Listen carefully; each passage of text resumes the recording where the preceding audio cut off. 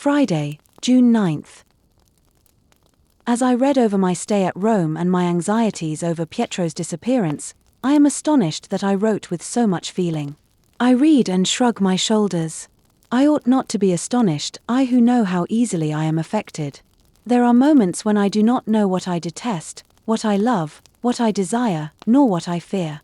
Then everything is indifferent to me. I try to analyze everything, and then there is such a disturbance in my brain that I shake my head, I stop my ears, and I prefer my brutishness to these searching analyses of myself. Saturday, June 10th. Do you know, I said to the doctor, that I spit blood, and I must be taken care of? Oh, mademoiselle, replied Wolitsky, if you continue to sit up every night until 3 o'clock in the morning, you will have all sorts of troubles. And what do you think is the reason that I sit up late? Because my mind is ill at ease. Give me peace and I shall sleep peacefully. You might have had peace. You had the opportunity at Rome. Who could have given it to me? If he had married you without change of religion. Oh, my friend Wolitsky, how dreadful. A man like think of what you are saying. A man who has no opinions of his own, no will. What nonsense you are talking. Oh, really? And I began to laugh softly. He neither comes nor writes, I continued. He is a poor child, whose importance we have overestimated. No, my dear Wolitsky, he is not a man, and we were wrong to think otherwise. I said these last words with the same calmness that I had exhibited during the whole of the conversation, a calmness resulting from the conviction that I was saying what was just and true. I went to my own room, and a great light, as it were, seemed to shine in on my mind. I understood at last that I had done wrong to allow a kiss, a single one, indeed, but all the same a kiss, and to grant an interview at the foot of the staircase, that if I had not gone out into the hall or anywhere else, if I had not sought the tete-a-tete, the man would have had more consideration for me, and there would be no reason now for either anger or tears. Note written in brackets. How I love myself for having written thus. What exquisite delicacy. Paris, 1877. End note. I must always remember this. I have done wrong, I have committed a folly, led astray by the attraction of novelty, by the ease with which I yield to impulse, and by my lack of experience. Oh, how I see it all now. Ah, good friends, what could be expected? The young always make mistakes. Has taught me the proper way to treat suitors for my hand. To live 100 years, to learn 100 years. Oh, how clear is my vision, how calm I am, and how devoid of any love. I shall go out every day, be gay, and hope. Ah, son Felice. Ah, son Rapita. I sing mignon, and my heart is so full. How beautiful is the moon and its reflection in the water. How adorable is Nice. I love everybody. All the faces that pass by me are amiable and smiling. It is all over. I knew well that it could not last. I want to lead a peaceful life. I will go to Russia, that will improve the situation, and I will bring my father back with me to Rome. Monday, June 12th, Tuesday, June 13th. I longed to live 7 lives at once, and I do not live a quarter of a life. I am chained down. God will have pity upon me, but I know that I am weak, and it seems to me that I am going to die. This is the truth of the matter. Either I must have all that God has permitted me to discern and to comprehend, in which case I shall be worthy of having it, or I shall die. For God, if he cannot justly grant me all, will not have the cruelty to impose life upon an unhappy creature to whom he has given comprehension and the ambition to acquire what she comprehends. God has not made me what I am, without design. He cannot have endowed me with the faculty of seeing everything, only to torment me by giving me nothing. Such a supposition is not in accordance with the nature of God, who is a being of justice and mercy. I must have what I want, or I must die. There is no question of that. Let him do as he thinks best. I love him, I believe in him, I bless him, and I beg him to forgive me for the wrong I do. He has given me my comprehension of things to satisfy my longings, if I am worthy. If I am not worthy, he will let me die. Wednesday, June 14th. In addition to the triumph I have given this little Italian boy, which greatly vexes me, I see also the scandal which will result from this affair. I did not expect an adventure of this kind. I foresaw nothing of the sort. I never imagined that such a thing could happen to me. I knew that such things did occur, but I did not really believe in them, and I knew nothing of them, as one who has never seen a corpse knows nothing of death. Oh, my life. My poor life. If I am as pretty as I say, why am I not loved? People look at me and are attracted by me, but they do not love me, and I have so much need of love. Is it the novels that I have read that have turned my head? No, but I read novels because my head is turned. I read over again old books. I seek with deplorable eagerness for scenes and words of love. I devour them because it seems to me that I love and that I am not loved. I love, yes, for I will not give any other name to what I feel. But no, this is not what I desire. I long to go into the world. I long to shine there. I long for great rank. I long to be rich. I long for pictures, palaces, jewels. I long to be the center of a brilliant circle, political, literary, charitable, frivolous. I long for all this. May God give it to me. My God, do not punish me for these foolishly ambitious thoughts. Are there not people who are born in the midst of all this, who find it quite natural to possess it, and who do not thank God for it? Am I to blame for wishing to be great? No, for I would employ my greatness in thanking God and in desiring to be happy.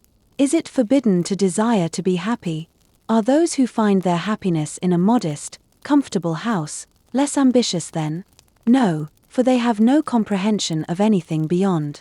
Is he, who is contented to pass his life humbly in the midst of his family, modest and moderate in his wishes, through virtue, resignation, or wisdom?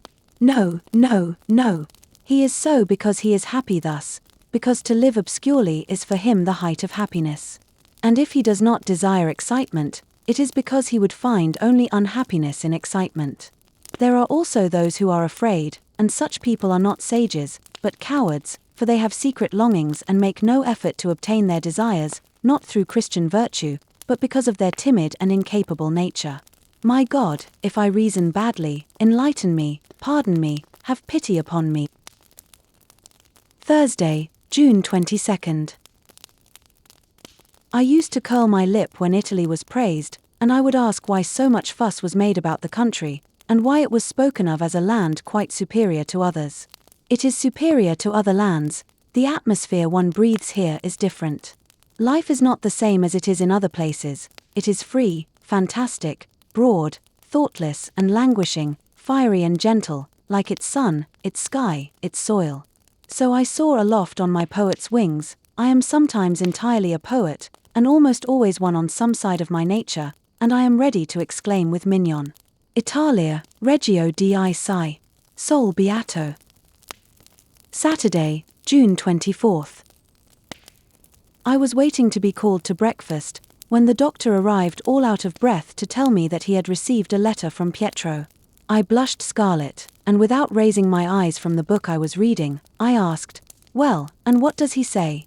"They will not give him any money, and, well, you will be able to judge from the letter better than I can." I took care not to evince any eagerness to see it, for I was ashamed of showing so much interest. Contrary to my usual habits, I was the first at the table, eating with impatience, but saying nothing. "Is what the doctor has told me true?" I asked, at last. "Yes," replied my aunt, "A. has written him." "Doctor, where is the letter?" "In my room." "Get it for me." The letter is dated the 10th of June, but as A. directed it simply to Nizza, it went to Nizza in Italy before being sent here. "I have employed all my time," he writes, "in begging my parents to allow me to go to Nice, but they absolutely refuse to listen to it. So, it is impossible for him to come, and there is nothing left for him but to hope in the future, which is always uncertain." The letter is in Italian and they expected me to translate it. I did not say a word, however, but, gathering up my train with affected deliberation, so that they might not think that I was going away in agitation, I left the room and crossed the garden, tranquillity upon my face and hell in my heart. This is no answer to a telegram from a friend in Monaco, no trifle. It is an answer to me, a warning. And it is to me, who have soared so high in my imagination, to me that he says this. Shall I die? God does not wish it. Shall I become an opera singer? I have neither the health nor the patience. Then what? What? I threw myself down in an armchair, and with my eyes fixed blindly upon nothing, tried to understand the letter, to think of something. Do you want to go to the clairvoyance? Called Mamma to me from the garden. Yes, I answered, rising stiffly. When? Now, at once. Anything in order not to remain alone and drive myself crazy, anything to escape from myself. The clairvoyant was out. The walk in the heat did me neither harm nor good. I took a handful of cigarettes and my journal, with the intention of poisoning my lungs while writing blazing pages. But all will power seemed to have left me. I walked, straight and slow, as in a dream, to my bed, laid down, and drew the lace curtains. It is impossible to describe my suffering. Besides, there comes a moment when one no longer knows how to complain. Crushed as I am, of what do you want me to complain? I cannot give any idea of the profound disgust and discouragement that I feel. Love. Oh, word unknown to me. This is the truth, then? This man never loved me, and he regarded marriage as a means of obtaining his freedom. As for his protestations, I throw them on one side. I have never spoken of them to anyone. In fact, I never believed in them sufficiently to speak seriously of them. I do not say that he has always lied. A man almost always believes what he is saying at the moment that he speaks, but afterward, and, in spite of all my reasoning power, in spite of the Bible, I am burning to be revenged. I will take my time, be sure of that, and I win be revenged. Kai lungo a tempo aspicia. Verde ul fin la sua vendetta. I entered my room, wrote a few lines, and, then, suddenly losing courage, burst into tears. Oh, after all, I am only a child. All these troubles are too heavy for me to bear all alone. I thought of going to waken my aunt. But she would think that I was crying from disappointed love, and I could not bear that. To say that love has no place in my sorrow would be only justice. I am ashamed of it now. A little boy, the butt of everybody, a compound of a scoundrel and a Jesuit, a child, a Paul, and I loved that. Bah! And yet, why not? A man loves a cocotte, a grisette, anything low, a peasant. Great men and great kings have loved women who amounted to nothing, and they have not been dethroned for that. I was becoming mad with rage and the sense of how powerless I was. All my nerves were unstrung, and I began to sing. This calmed me. I might remain here all night and not be able to say all that I want to say, and if I could succeed in doing so, I should say nothing new, nothing that I have not said already. Really, all the things that I saw and heard in Rome come into my mind, and as I reflect upon that strange mixture of devotion, libertinage, religion, vulgarity, submission, depravity, prudery, haughty pride, and low cowardice, I say to myself, in truth, Rome is a unique city, strange, savage, and refined. Everything is different there from what it is in other cities. You seem to be upon another planet than the Earth. And, really, Rome, which had a fabulous beginning, a fabulous prosperity, and a fabulous downfall, must be something impressive and original, both morally and physically. The city of God, the city of priests, I am speaking of. Since the king has been there, all is changed, and yet, that change is only among the liberals. The bracks are always the same. For this reason, I understood nothing of what A said to me, and I always regarded his affairs as tables, or as things entirely outside of ordinary experience, while I see now that it is the same everywhere in Rome. Why did I encounter that inhabitant of the moon, of old Rome, I mean, a cardinal's nephew? Bah! It is curious for me who love the extraordinary. It is original. No, they are all alike, Rome and the Romans, strange. Instead of being astonished, I would do better to tell what I know of Rome and the Romans. This would astonish much more than my astonishments and my exclamations. Do you know that when Pietro, 6 years ago, was very ill, his mother made him eat strips of paper, on which was written over and over again, this word, Maria, Maria, Maria. This was done so that the Virgin would cure him. It was, perhaps, for this reason that he fell in love with a Marie, and a very terrestrial one, too. They also made him drink holy water instead of taking medicine. But, after all, that doesn't amount to anything. I shall gradually remember everything and tell very curious things. The cardinal, for example, is not a good man, and when they told him that his nephew was improving himself in a monastery, he laughed, and said that it was all nonsense, that a man of 23 would not become wise at the end of 8 days' seclusion, and that, if he seemed converted, it was because he needed money. Friday, June 30th. I pity old people, especially since Grandpapa became entirely blind. I am so sorry for him. Today, I led him downstairs, and helped him at the table myself. He was ashamed of it, because he has a desire to appear still young, and I was obliged to use considerable tact. However, he accepted my services gratefully, for I proffered them in an off-hand sort of way, with a mingling of determination and tenderness, which he could not resist. Sunday, July 2nd. Oh, what heat! What ennui! I am wrong to say ennui, however, that one can never feel who has so many resources in oneself as I have. I do not feel ennui, for I read, sing, paint, and dream, but I am sad and uneasy. Must my poor young life be passed in eating and drinking and domestic trivialities? A woman lives from 16 to 40. I tremble at the thought of losing a month of my life. Why have I studied and tried to know more than other women, priding myself on knowing all the sciences which famous men are said, in their biographies, to have known? I have a smattering of everything, but I know thoroughly only history, literature, and physics. When I say that I have a smattering of everything, I mean everything that is interesting, but it is true that, if I put my mind to it, I find everything interesting, and this puts me in a fever. What is the use of reading and reflecting? What is the use of the gift of song, of mind, of beauty? To rust, to die of sadness. If I were an ignorant brute, I might, perhaps, be happy. Not a living soul with whom to exchange a word. One's family does not suffice for a being of 16, especially such a being as I am. Grandpapa is certainly an intelligent man, but he is old, and blind, and irritating, with his servant Triphun, and his eternal complaints about the dinner. Mama has much intelligence, very little learning, no knowledge of the world, not an atom of tact, and her mind has deteriorated through dwelling on nothing but the servants, my health, and the dogs. My aunt is a little more polished, and even impresses people who do not know her very well. Have I ever mentioned their ages? If she were in good health, Mama would still be a very handsome woman.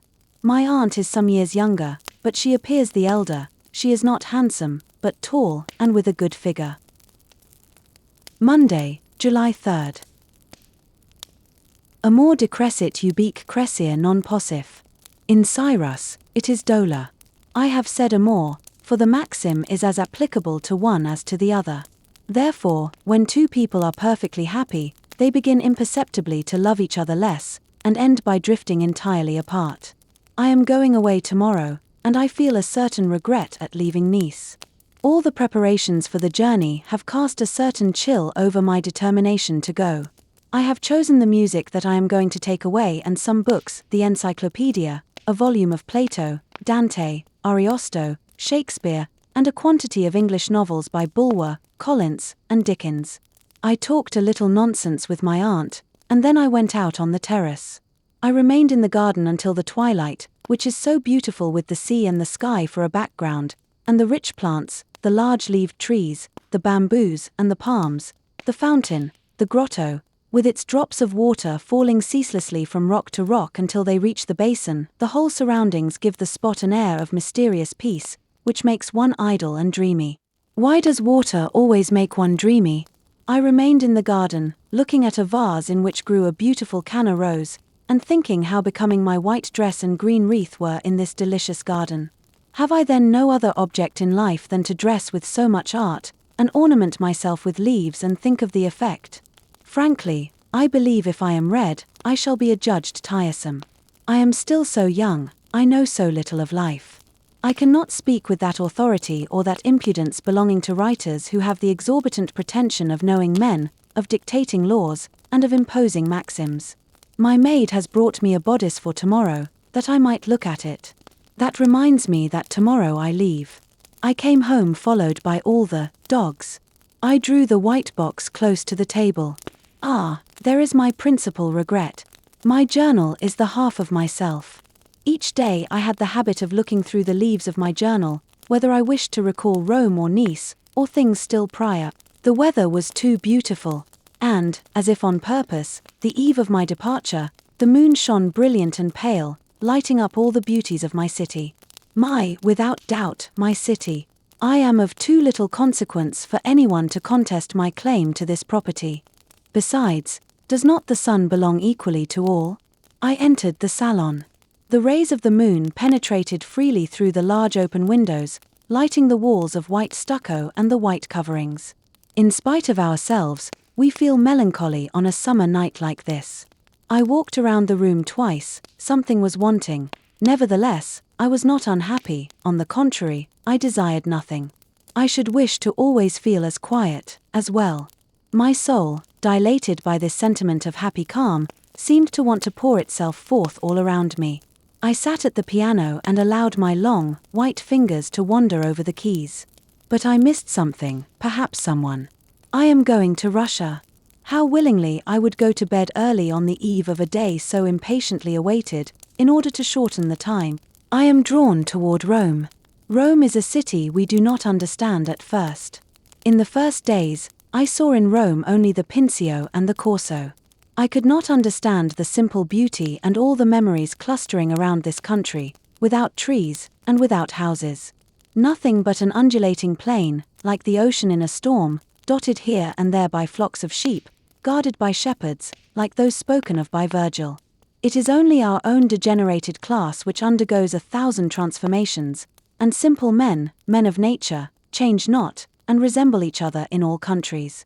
Side by side, with this vast solitude interspersed with aqueducts, the straight lines of which, cutting the horizon, produce the most striking effect, we see the most beautiful monuments of barbarism, and of universal civilization. Why say barbarism? It is because we, modern pygmies, in our petty pride, believe ourselves more civilized, because we were born last. No description can give an exact idea of this superb and graceful country, of this land of the sun, of beauty, of intellect, of genius, of the arts, of this country, fallen so low and remaining prostrate so long that it is impossible for it to be yet in a condition to rise again. Talk as we may of glory, of intellect, of beauty, we speak of them only to speak of love, to make a magnificent frame for this picture, always the same and always new. To leave my journal here is a real sorrow. This poor journal, which contains all those aspirations toward light, all those flights which would be estimated as the flights of an imprisoned genius, if the end were crowned with success, and would be regarded as the delirious vanity of a commonplace creature, if I were doomed to rust forever. For me to marry and have children, why, any washerwoman can do so much. At least, let me find a man civilized and enlightened, or weak and very loving. But what do I want? Oh, you know it well, I want fame. It is not this journal which will give it me. This journal will be published only after my death, for in it I am too naked to show myself during life. Besides, it can be only the complement of an illustrious life. An illustrious life. Folly, produced by isolation, historical readings, and a too vivid imagination. I do not know any language perfectly. My own is familiar to me, only as far as everyday phrases go. I left Russia at the age of 10. I speak Italian and English well. I think and write in French, and yet I believe I commit faults of orthography, and frequently, I am at a loss for words, and I find, with a fury without parallel, my thought expressed by a celebrated writer, with facility and grace. Listen, rather, traveling is, whatever we may say, one of the saddest pleasures of life. If you find yourself comfortable in a strange city, it is because you are beginning to feel at home. This was said by the author of Corinne. And how many times I have become impatient, my pen in hand, because I was not able to make myself understood, and have ended by bursting out into expressions like this: I detest new cities. New faces are a martyrdom for me. All persons, therefore, feel in the same manner. The difference exists only in the expression, as all men are made of the same materials, but how much they differ in features, form, complexion, character. You shall see that one of these days I shall read something of this kind, but expressed with intelligence, with eloquence, with charm. What am I? Nothing. What do I wish to be? Everything. Rest a while, my intellect, fatigued by these thirstings, these bounds, after the infinite. Let us return to still a child, a wretch. No. Is it not rather that he does not quite love me? He loves me as I love him. Oh, then it is not worth speaking of. No. The principal thing is that I leave my journal here. There, that block of paper is finished. When I reach Paris, I will commence another, which will doubtless suffice me for Russia. No one will notice a block of paper at the custom house. I will take with me Pietro's last letter. I have just reread it. He is unhappy. Then why has he not more energy? In my exceptionally despotic position, I can speak of the matter without embarrassment, but he, and those Romans. It is something unheard of. Poor Pietro, my future fame prevents my thinking seriously of him. It seems to reproach me, the thoughts that I consecrate to him. Dear divinity, be reassured. Pietro is but an amusement, a melody to cover the lamentations of my soul. And, nevertheless, I reproach myself for thinking of him, since it is of absolutely no use. He cannot even be the first step of that divine ladder, at the top of which is found satisfied ambition. Grand Hotel, Paris, July 4th. Amor, ut lacrima, oculo orita in pectus cadit. Publius Cyrus. Wednesday, July 5th. Yesterday, at 2 o'clock, I left Nice with my aunt, and Amalia, my maid. Chocolate, having hurt his foot, will be sent after us in 2 days. Mamma has been weeping for 3 days over my impending absence, and so I am sweet and tender to her. Affections of husbands, of lovers, of friends, of children, come and go, for there can always be 2 of these beings. But there is only one mother, and a mother is the only creature in which we can confide entirely, whose love is disinterested, devoted, and eternal. I felt all this for the first time, perhaps, when bidding her goodbye. And how I laughed over my love for L. and A. And of what small consequence it all seemed to me. Nothing.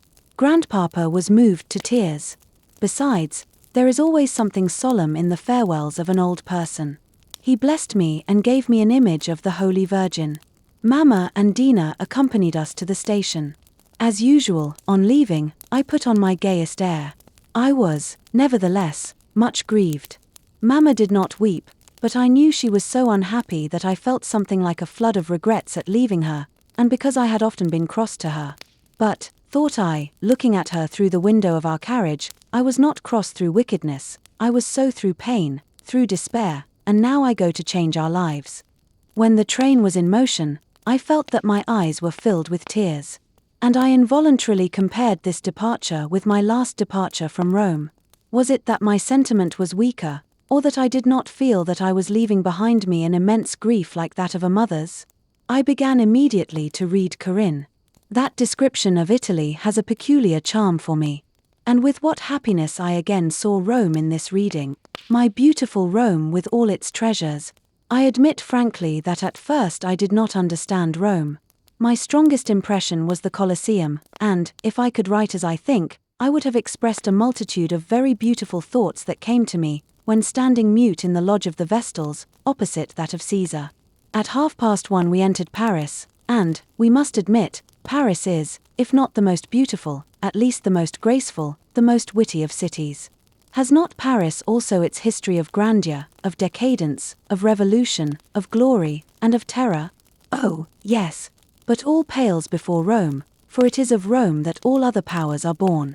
Rome has swallowed Greece, the home of civilization, of arts, of heroes, of poets. All that has been built, sculptured, thought, or done since, is it anything but imitation of the ancients? With us there is nothing original but the Middle Ages. Oh, why? Why is the world worn out? Is it that the intellect of man has already given all that it could give? Monday, July 10th. Say what we will, weave what romances we may, power and splendor, vile goods of this world, form an aureole about the head of those we love, and make us almost love those we do not love. Notwithstanding the cries of all the sentimentalists, it is clearly demonstrated that the strongest intellects allow themselves to be influenced by external show, by the frame. But let us leave that aside, And let us take the thing from the heart's point of view. Is it not frightful to be separated by an absurd cause, to suffer doubt, absence, sadness, and all because of money? I scorn money, but I admit it is necessary. When we are happy, physically, the mind and heart are free, we can then love without calculation, without afterthought, without niggardliness. Why have so many women loved kings? Because a king is the expression of power, and woman loves to rule, but she needs the support of something strong, as the frail and delicate plant leans against a tree. See, I love A, and this love is shaken at every instant, sometimes by doubt, sometimes by fear. At each instant, crushed by wounded self-love, humiliated by that ignoble dependence, I might have loved much, I might have loved with a sentiment even, strong, durable, and, instead of that, I feel but a sort of torment, which makes me say sometimes yes, sometimes no, which renders me uncertain, undecided, mercenary, miserable. No, do not attribute my conduct to frightful calculations. I do not love a man because he is rich, but because he is free, frank in all his movements.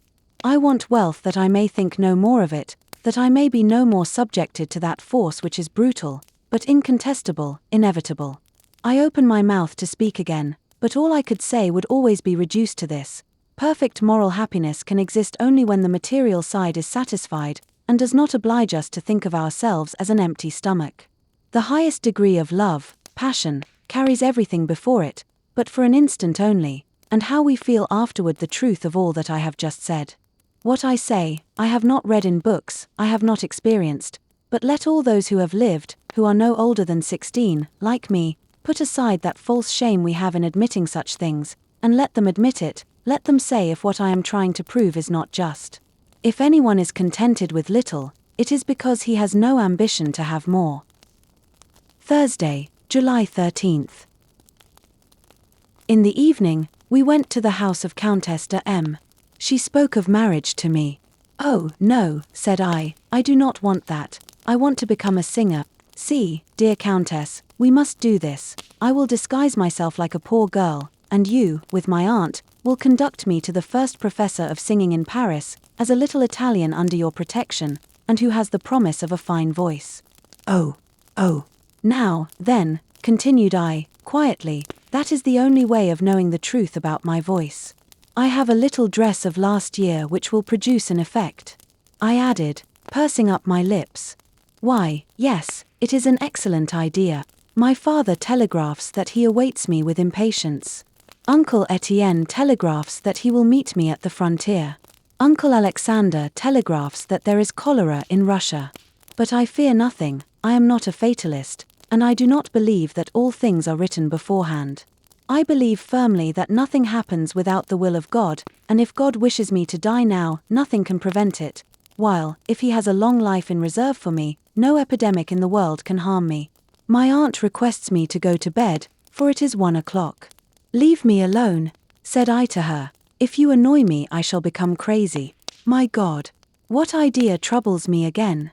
Paris. Yes, Paris. The center of intelligence, of fame, of everything. Paris light and vanity, vertigo. Oh, God! Give me the life that I want, or make me die. Friday, July 14th. Since morning, I have been taking the greatest care of myself. I have not coughed once too much, I have not moved. I am dying of heat and of thirst, but I do not drink. At 1 o'clock, I took a cup of coffee, and ate 1 egg, so salty that it was rather salt with an egg, than an egg with salt. I have an idea that salt is good for the throat. I put on a plain dress of grey cambric, a black lace scarf, and a brown hat. But, once dressed, I looked so well, that I wished I could always look the same. At last, we started, stopped for Madame de M, and arrived at the door of number 37 Chaussée d'Antin, at the home of Monsieur Wartel, the first professor of Paris. Madame de M went in and spoke to him of a young girl from Italy who had been particularly recommended to her.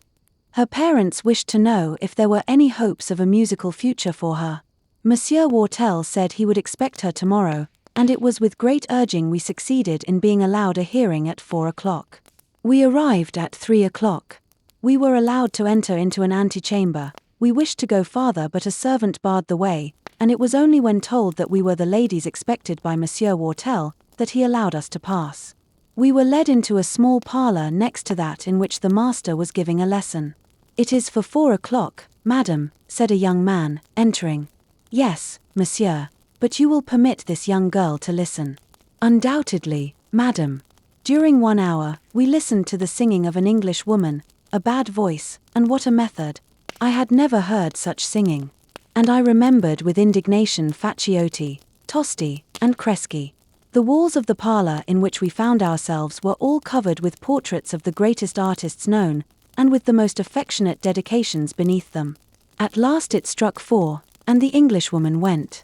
I felt myself trembling and my strength going. Whartel made me a sign which meant, "Come in." I did not understand. "Come in, mademoiselle, come in." I entered, followed by my 2 companions, whom I requested to return to the small parlour, for they would intimidate me, and, in reality, I was very much afraid. Whartel is very old, but the accompanist is quite young. "You read music?" "Yes, monsieur." "What do you sing?" "Nothing, but I will sing a scale or a vocal exercise." "Take, then, a vocal exercise." Monsieur chose. "What is your voice?" "Soprano." "No, monsieur, contralto." "We shall see." Whartel did not arise from his armchair, but made a sign to commence. And I attacked the exercise, trembling at first, then enraged, and at last contented. For I did not take my eyes off the long, long, long face of the master. It was surprising. "Ah, well," said he, "it is rather a mezzo-soprano that you have. It is a voice that can be raised." "And what can you say of it, monsieur?" inquired the ladies, entering. "I say that there is a voice, but, you know, we must work hard. That voice is still young, and it will increase. In short, it will follow the development of mademoiselle. There is material, the organs are there, we must work." "Then you believe it is worthwhile?" "Yes, yes, we must work." "But the voice is good?" asked Madame de M. "It will be a good voice," answered the man, in his tranquil tones, and with his indolent and reserved air, "but we must develop it, place it, work it, and it is a long business." "Oh, yes, we must work."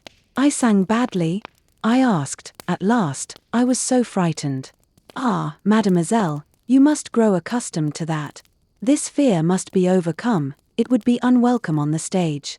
But I was charmed with what the man had said, for what he said is a great deal for a poor girl who will bring him no profits. Accustomed as I am to flattery, his grave and judicial tone seemed cold, but I understood at once that he was pleased. He said, "We must work, there is some good, that is already enormous." During this time the accompanist was measuring me, minutely examining my figure, arms, hands, and face. I lowered my eyes and blushed, requesting the ladies to go. Whartel was seated, I stood in front of his chair. "You have taken lessons?" "Never, monsieur, that is, 10 lessons only." "Yes, in short, we must work."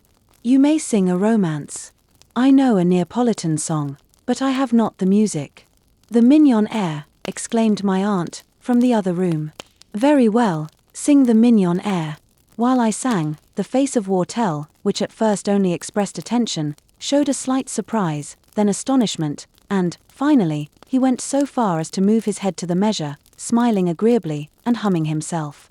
"Hem!" ejaculated the accompanist. "Yes, yes," motioned the master, with his head. I sang, much agitated. "Remain in place, do not move, breathe." "Ah well, monsieur," we said, all 3 together. "Ah well, 'tis well." "Make her do the, I forget the word he said." The accompanist made me do the, never mind the name. He made me run over all my notes. "As high as is natural," said he to the old man. "Yes, it is a mezzo-soprano, besides, it is much more advantageous for the stage." I was still standing. "Sit down." "Mademoiselle," said the accompanist, examining me from head to foot. I sat down on the edge of the sofa. "In short, mademoiselle," said the severe Whartel, "we must work, you will succeed." He told me many other things concerning the theatre, singing, study, and all with his impassible air. "How long would it require to form this voice?" asked Madame de M. You understand, madam, that it depends on the pupil. There are some who advance more quickly than others, those who have intelligence. This one has more than necessary. Ah, so much the better. In that case it is easier. But, in short, how much time? To form her well, to finish her, 3 long years. Yes, 3 long years of work, 3 long years. I was silent and meditated vengeance against the perfidious accompanist, with his air of saying, she has a good figure and is pretty, I shall enjoy her lessons. After a few more commonplaces, we arose. Wartell remained seated, extending his hand to me with kindness. I was biting my lips. Listen, said I, at the door, let us return and tell him the truth.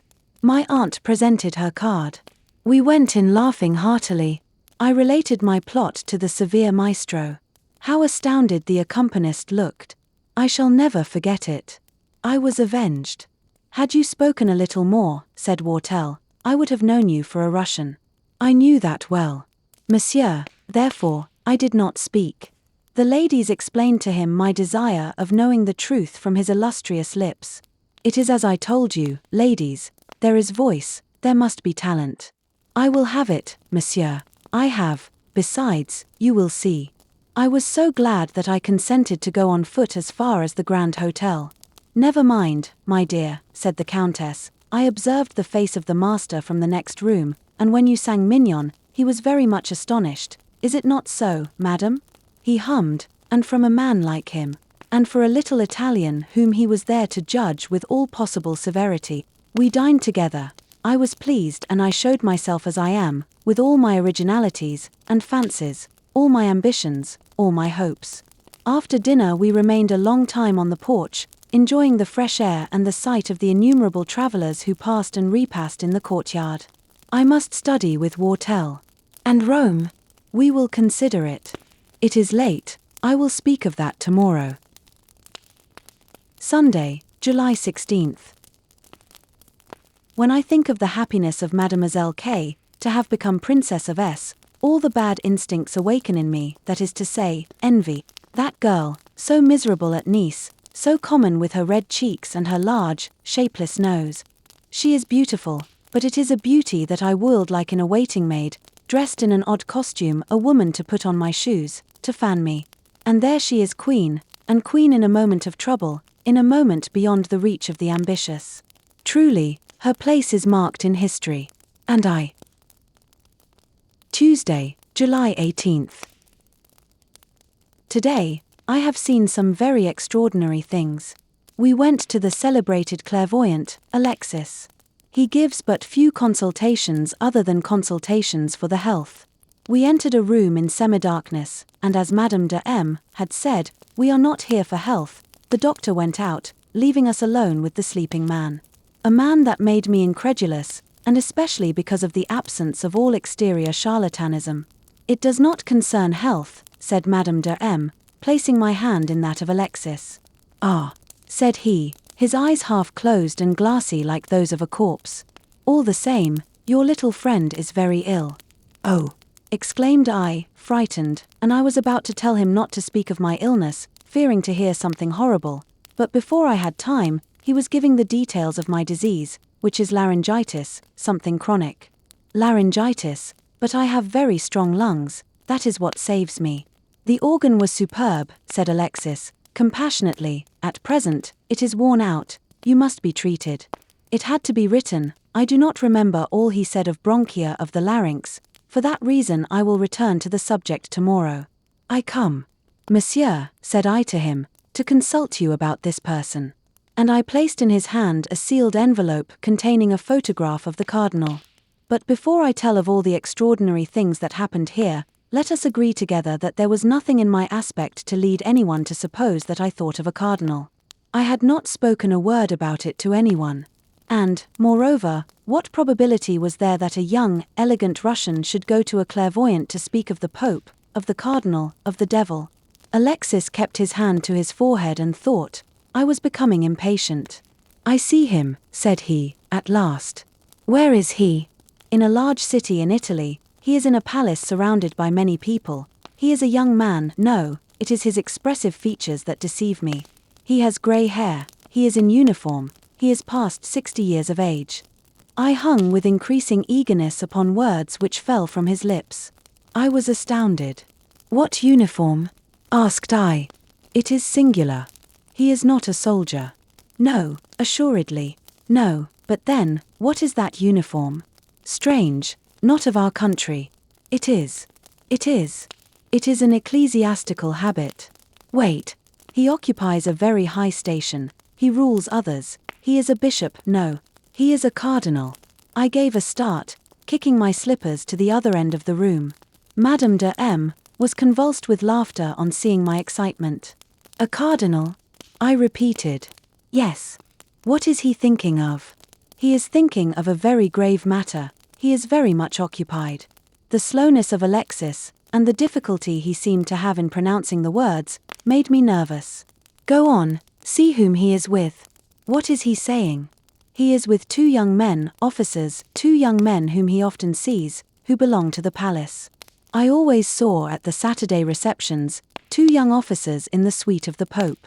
He is speaking to them, continued Alexis. He speaks to them in a strange tongue, Italian. Italian? Ah, but he is highly educated, this cardinal. He speaks nearly all the European languages. Do you see him at this moment? Yes, yes. Those who surround him are also ecclesiastics. One of them, very tall, thin, with glasses, approaches him and speaks low. He is nearsighted. He is obliged to bring the object very near to his eyes that he may see. Ah, bother. It is the picture of the one whose name I always forget, but he is well known in Rome. He is the one who spoke of me at the dinner of the Villa Mattel. What is the cardinal doing? I asked. What has he just done? Whom has he seen lately? Yesterday, he held a large reception at his home, people of the church all. Yes, they discussed a grave subject, very grave, yesterday, Monday. He is much disturbed, for it is a question of what? They talk, they work, they want. What? See. They want to make him Pope.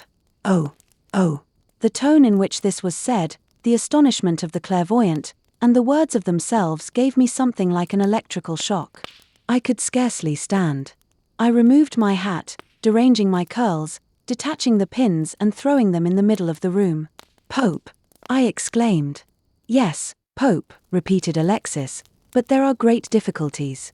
He is not the one who has the most chance. But will he be Pope? I cannot read the future. But then, monsieur, try, you can go on. No. I do not see the future, I do not see it. But who is the cardinal? What is his name? Can you not see by his surroundings, by what is said to him? Oh wait. Ah, said he, it is because this picture that I hold here is so devoid of vitality, and you are so agitated that you tire me horribly. Your nerves give shocks to mine. Be more calm. Yes, but you tell me things that make me jump. Let us see the name of this cardinal. He pressed his head between his hands, and smelling the envelope, which was grey and double, and very thick, suddenly I had nothing more to take off. I threw myself into an armchair. Does he think of me? Little and badly. He is against you. There is, I do not know what dissatisfaction, political motives. Political motives? Yes. But will he be Pope? I do not know. The French party will be destroyed, that is to say, the French papists have but little chance. Oh, but they have scarcely any. His party will unite with the party of Antonelli or the other Italian. Which of the two? Which will triumph? I cannot say at present, but many people are against A. It is the other. And it will soon be decided. We cannot know. There is the Pope. They cannot kill the Pope. The Pope must live. And will Antonelli live long? Alexis shook his head. Is he, then, very ill? Oh, yes. What is the matter with him? He has pains in the legs, he has the gout, and day before yesterday, he had a terrible attack. He has a disease of the blood. I cannot explain that to a lady, and it is useless. Do not agitate yourself, said B. You fatigue me. Think slowly, I cannot follow you. And it is useless. Do not agitate yourself, said B. You fatigue me. Think slowly, I cannot follow you. His hand was trembling, and made everything within me tremble. I let go of it and became calm. "Take that," said I, handing him Pietro's letter sealed in an envelope exactly similar to the other. He took it, and, like the other, pressed it against his heart and brow. "Ah, this one is younger," said he. "He is very young. This letter was written some time ago. It was written in Rome, and since then this person has removed. He is still in Italy, but not Rome. There is the sea. That man is in the country, in the open country. Oh, certainly. He has removed since yesterday, only 24 hours ago, no more. But that man is something to the Pope. I see him behind the Pope is allied to A. There is a link of near relationship between them. But what is his character, what are his inclinations, his thoughts? He is a strange character, retiring, gloomy, ambitions. He thinks of you constantly, but he thinks, above all, of attaining his design. He is ambitious. He loves me. Very much. But his is a strange, unhappy nature. He is ambitious. Then he does riot love me. Yes, he loves you, but with him love and ambition go hand in hand. He has need of you. Describe him to me more fully as to morals." "He is the contrary of you," said Alexis, smiling, although fully as nervous. "Does he see the cardinal?" "No, they do not agree. The cardinal has long been against him from political motives. I remembered what Pietro said to me. My uncle would not be angry with the Caccia Club and the Volontariat. What is it to him, if it were not for politics? But he is his near relative," continued Alexis. "The cardinal is displeased with him. Have they not met lately? Wait. You think of too many things. These are difficult questions. I confound this note with the other. They were in the same envelope." "That was true. Yesterday they were in the same envelope." "See, monsieur, try to see." "I see. They met 2 days ago, but they were not alone. I see him with a lady. Young. Middle-aged, his mother. Of what did they speak?" "Of nothing, clearly. They were embarrassed. They said a few vague words, almost nothing, about this marriage." "What marriage?" "With you." "Who spoke of it?" "They." "Antonelli does not speak, he lets them speak. He was against this marriage from the very beginning. At present, he looks on it more favorably, and bears the idea better." "But what are the young man's ideas?" "Fixed ideas. He wants to marry you, but Antonelli does not wish it. Since a very short time, however, he has been less hostile.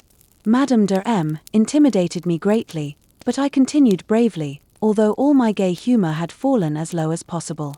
If that man thinks only of his aim, he does not think of me then. Oh, as I have told you, with him you and his ambition are but one and the same thing."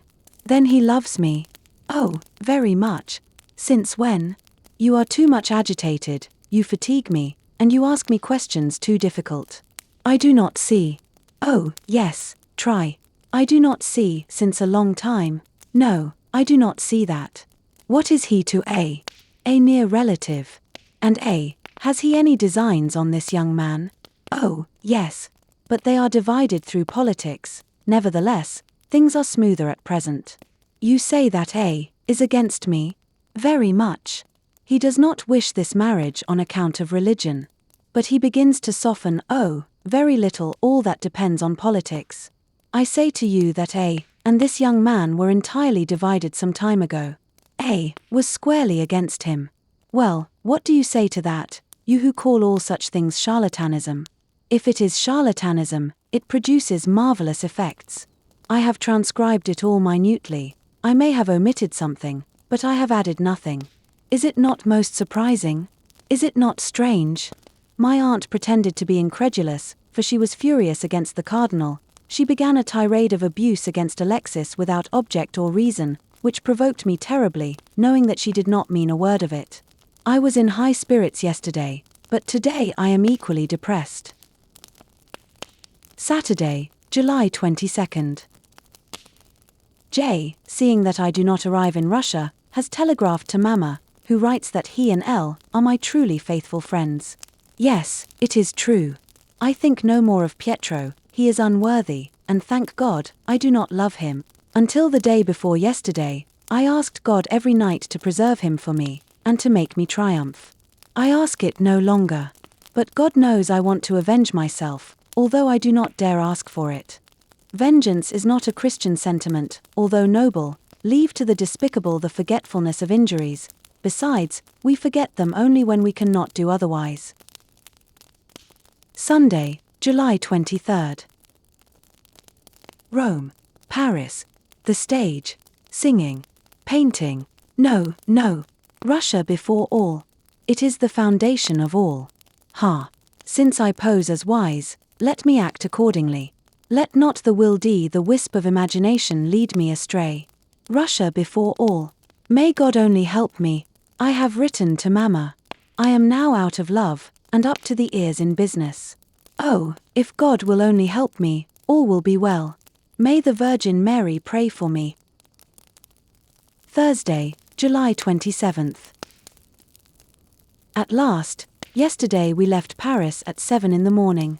During the journey, I amused myself by giving Chocolate a lesson in history, and thanks to me, that brigand has some idea of the ancient Greeks, of Rome governed by kings, then as a republic, and finally as an empire, like France, and of the history of France from the time of the king who was beheaded. I explained to him the different parties that exist at present, and Chocolate is now well informed on the topics of the present day. He even knows what a deputy is.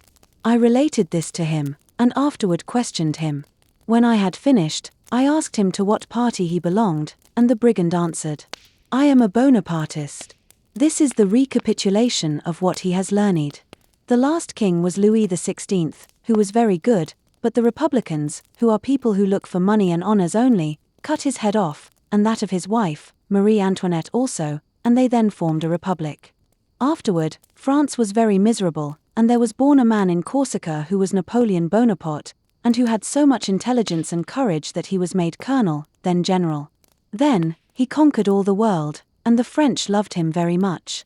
But, having gone to Russia, he forgot to bring overcoats for his soldiers, and so they were very unhappy on account of the cold, and the Russians burned Moscow.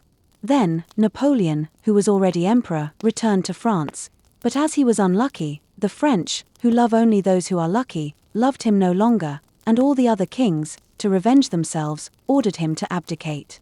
Then he went to the Isle of Elba, afterward returned to Paris for 100 days, finally they drove him away.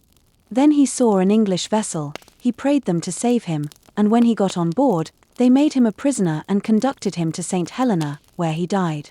I assure you that Chocolate said it pretty nearly correctly. At last, this morning we arrived at Berlin, and the impression made on me by this city was singularly agreeable. The houses are very fine. I cannot write a word today. It is enervating. Two sentiments are common to lofty or affectionate natures. First, extreme susceptibility to the opinion of others, and secondly, extreme bitterness when that opinion is unjust. Friday, July 28th. Berlin reminds me of Florence. But wait, it reminds me of Florence, because I am with my aunt, as in Florence, and I am leading the same life. First of all, we visited the museum. Either through ignorance, or through prejudice, I did not expect anything like it in Prussia. As usual, the statues attracted me most.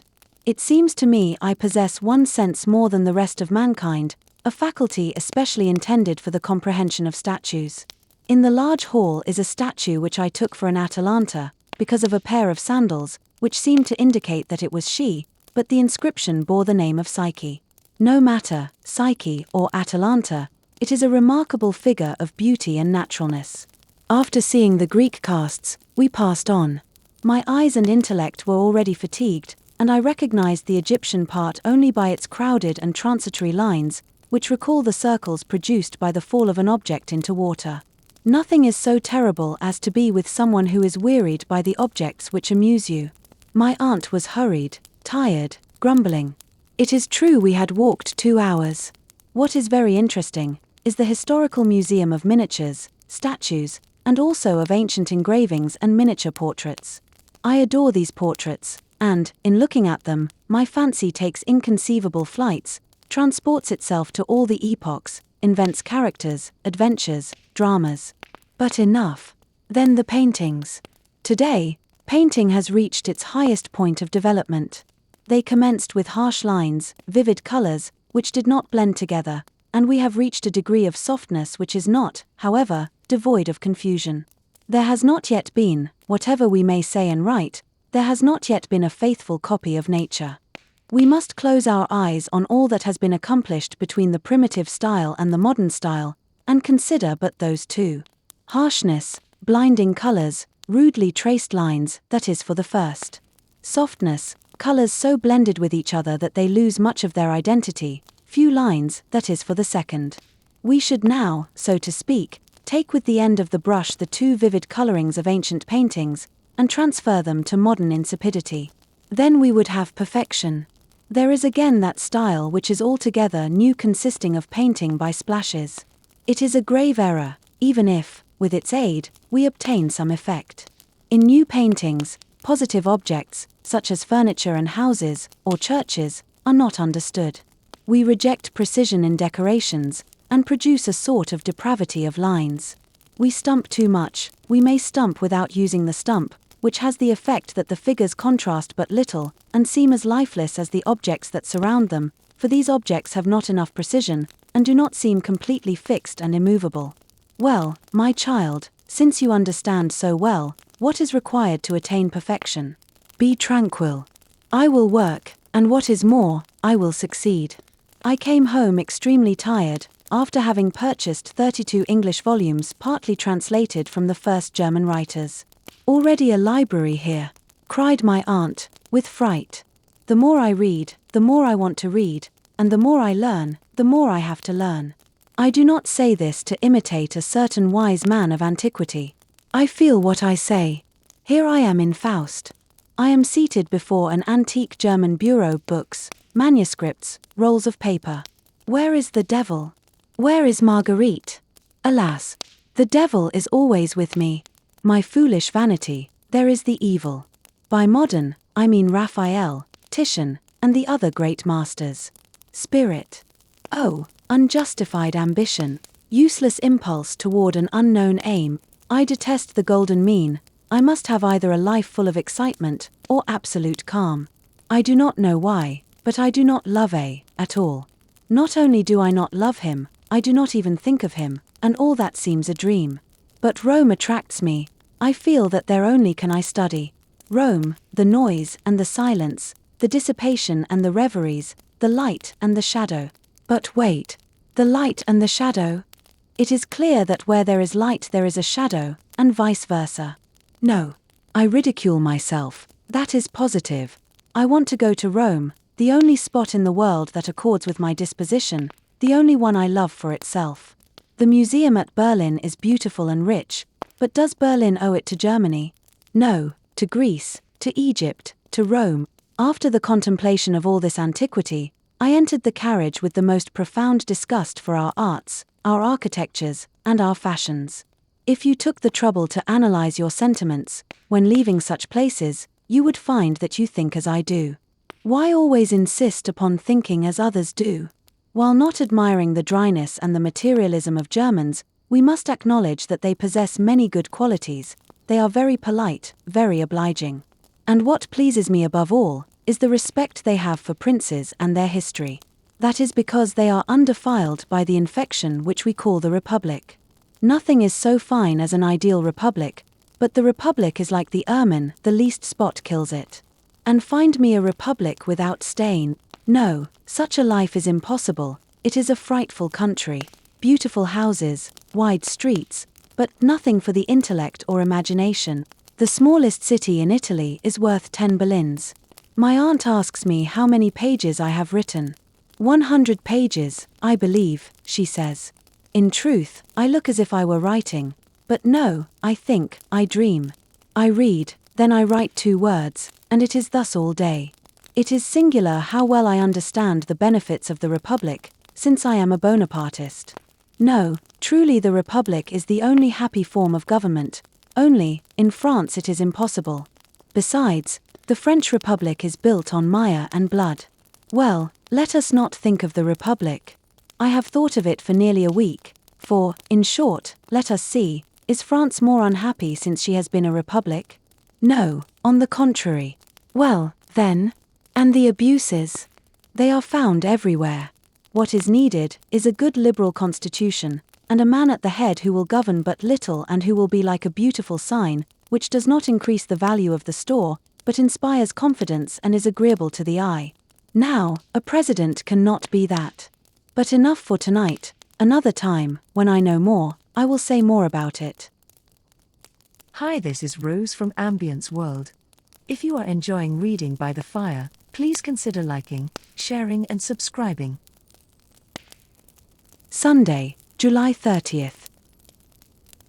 Nothing is so sad as Berlin. The city bears the seal of simplicity, of homely, ungainly simplicity. All those innumerable monuments which encumber the bridges, the streets, and gardens are badly placed and look stupid. Berlin is like a mechanical clock, where, at certain moments, the soldiers come out of their barracks, the boatmen row, the ladies in hoods pass, holding by the hand wretched children. On the eve of my return to Russia, of being without my aunt, without Mama, I weaken and I am afraid. The grief I cause my aunt pains me. The lawsuit, the uncertainty, all that. And then, I do not know, but I fear that I can change nothing. The idea of recommencing after my return the same life as formerly, this time without hope of change, without having that Russia, which consoled me for everything and gave me strength. My God, have pity on me, see the state of my soul and be kind. In 2 hours we leave Berlin. Tomorrow, I shall be in Russia.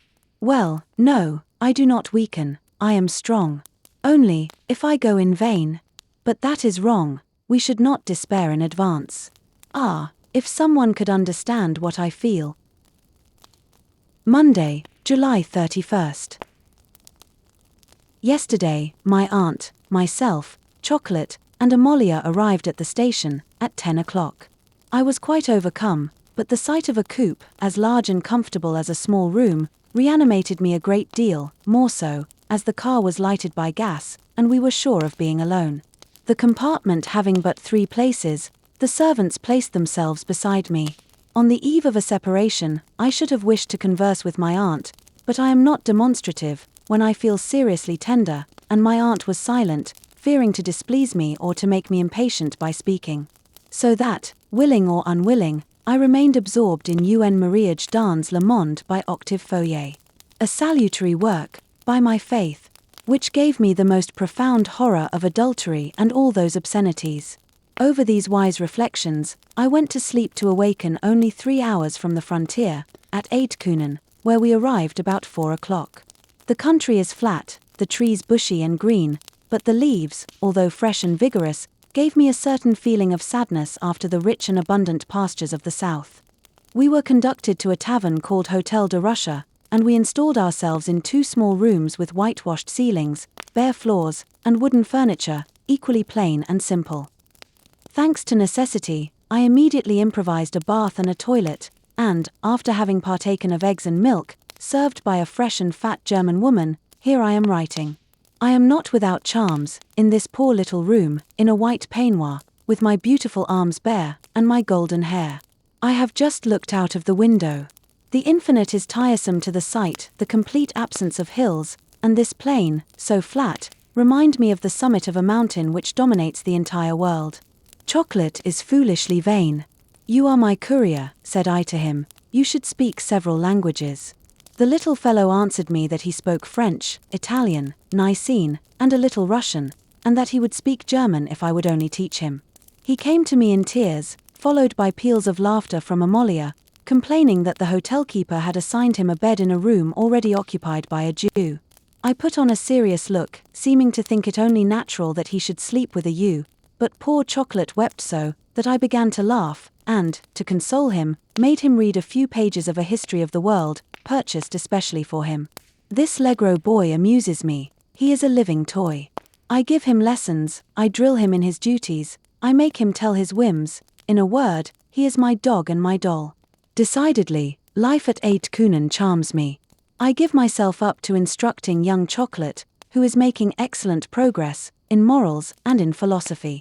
This evening, I made him recite his sacred history, and when he reached the place where Jesus is betrayed by Judas, he related to me in a very touching manner, how the said Judas sold our Lord for 30 pieces of silver, and pointed him out to the guards with a kiss. "Chocolate, my friend," said I, "would you sell me to my enemies for 30 francs? "No," said Chocolate, shaking his head.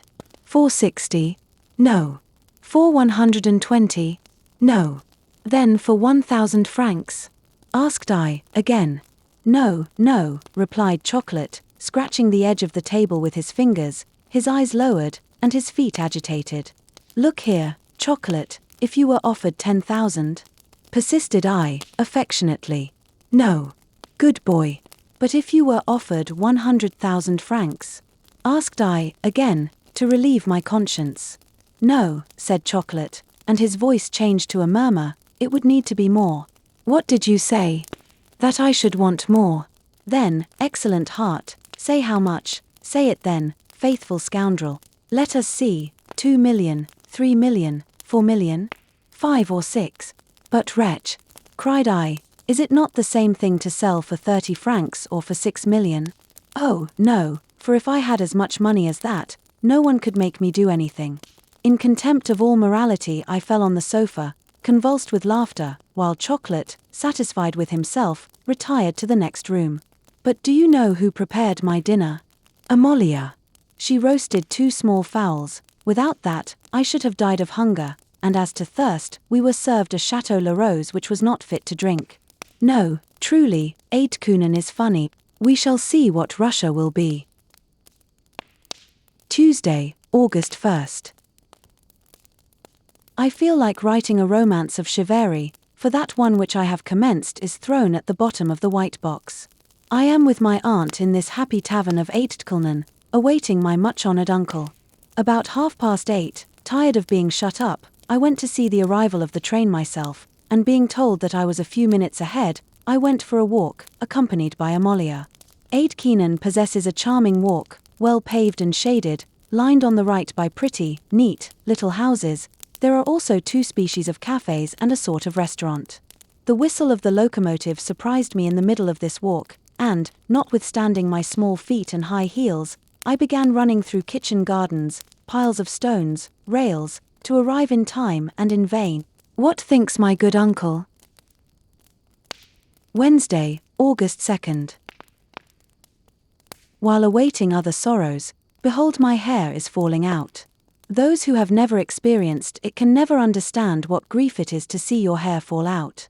Uncle Etienne telegraphs from Konotop that he will not start till today. 24 hours more of Eidkunen, if you please. A grey sky, a cold wind, a few ewes in the street, from time to time, the noise of a cart, worries of all sorts in plenty. This evening my aunt tried to make me speak of Rome. For a long time, I had not wept, not from love, no, but it is the humiliation at the recollection of our life at Nice that made me weep tonight. Thursday, August 3rd. Friday, August 4th, July 23rd, Russian style. Yesterday, at 3 o'clock, I went to see the train come in, and, fortunately, my uncle was there. He could remain but a quarter of an hour, because, at the Russian frontier at Werborlen, he had, with great difficulty, obtained permission to come here without a passport. He had given his word of honor to a custom officer to return by the next train. Chocolate ran in search of my aunt. There were but a few minutes left. When she arrived, we had time to say but 2 words. My aunt, in her uneasiness for me, on entering the tavern, imagined she had remarked a strange look in uncle, and by all sorts of half-spoken words, discouraged me so that I also became uneasy. Finally, at midnight, I entered the carriage. My aunt was weeping. I kept my eyes raised and fixed that they might not overflow. The conductor gave the signal, and for the first time in my life I found myself alone. I commenced to weep aloud, but if you think I did not profit by it, I studied from nature how to weep. Enough, my child, said I, arising. It was time. I was in Russia. In descending I was received in the arms of my uncle, of 2 gendarmes, and of 2 custom officers. They treated me like a princess. They did not even examine my luggage. The station is large. The functionaries are elegant and excessively polite. I thought myself in an ideal country. Everything is so well done. A simple gendarme here is better than an officer in France. And here, Let me make a remark in justification of our poor emperor, whom we accuse of having strange eyes. All those who wear caps, and there are quite a number in Werborlen, have eyes like the emperor. I do not know whether it depends on the caps, which fall over the eyes, or whether it is imitation. As to imitation, it is well known that in France all the soldiers resembled Napoleon.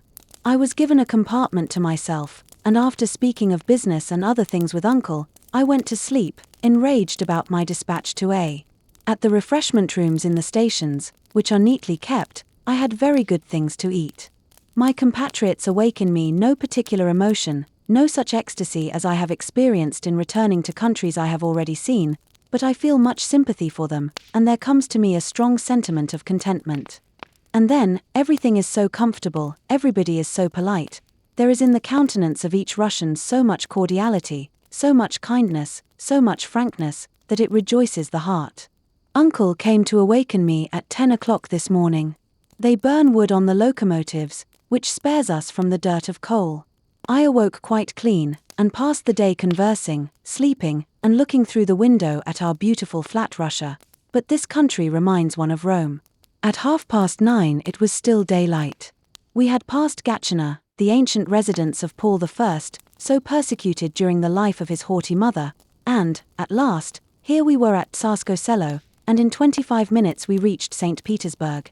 I descended at the Hotel de Mouth, accompanied by an uncle, a maid, a boy, followed by a lot of luggage, and 50 rubles in my pocket. What do you say to that? While I was at supper in my parlor, which was large enough, but without carpet and with an unpainted ceiling, uncle entered. "Do you know who is here, who is at my house?" asked he. "No." "Who?" "Guess, princess." "I do not know. Paul Isayevich." "May he come in?" "Yes, let him come in." Isayevich is in St. Petersburg with the Governor-General of Wilna, M. Alberdinsky, who is married to a former favorite of the emperor's. He received my dispatch from Aide Kunin at the moment of his departure. Being on duty, he had charged his friend, Count Muravief, to come and meet me. But this count was disturbed in vain, as we passed Wilna at 3 in the morning, and I was fast asleep. Who will deny my kindness, after I have told that I was gay this evening, because I felt Isayevich was glad to see me? Is it egoism? I was singularly rejoiced over the pleasure that I caused another. In short, here is an escort to attend me at St. Petersburg. I am at St. Petersburg, but, so far, I have seen only Drotki. The Drotki is a one-place vehicle with 8 springs, like binders' large carriages, and 1 horse. I have seen the Cathedral of Kaysen, with its colonnade after the style of St. Peter's at Rome, and many drinking houses. On all sides, I hear the praises of the Princess Marguerite, so simple, so kind. They say, "Simple, no one appreciates simplicity in a woman who is not a princess. Be simple, and kind, and amiable, and be not queen, and inferiors will take liberties, whilst your equals will say, good little soul, and will prefer in everything women who are neither simple nor good." Ah, if I were queen, it is I who would be adored, it is I who would be popular. The Italian princess, her husband, and her suite, have not yet left Russia, they are at present visiting Kiev. The mother of all Russian cities, as the great Princess St. Waldemar said, after having become a Christian, and having baptized half of Russia in the Dnieper. Kiev is the richest city in the world in churches, convents, monks, and relics, and as to the precious stones possessed by these convents, their value is fabulous. There are cellars which are as full of them as in the tales of 1001 Nights. I saw Kiev 8 years ago, and I still remember those subterranean corridors filled with relics, which encircle the city, which pass under all the streets and connect the convents with each other, thus giving kilometers of corridors lined to the right and left with tombs of saints. Oh, God! Forgive the wicked thought, but it is not possible that there were so many saints as that. Sunday, August 6th. Instead of visiting the churches I slept, and Nina took me to breakfast at her home. Her parrot talked, her girls screamed, I sang. We could have believed ourselves at Nice. A coop with 2 places gave shelter to the 3 graces who, in a pouring rain, went to see the Cathedral of Issaki celebrated for its columns of malachite, and of lapis lazuli. These columns are extremely rich, but in bad taste, for the green of the malachite and the blue of the lapis lazuli destroy each other. The mosaics and the paintings are ideal real figures of saints, of the Virgin, and of angels. The whole church is of marble. The 4 facades, with their granite columns, are beautiful, but they are not in harmony with the golden Byzantine dome.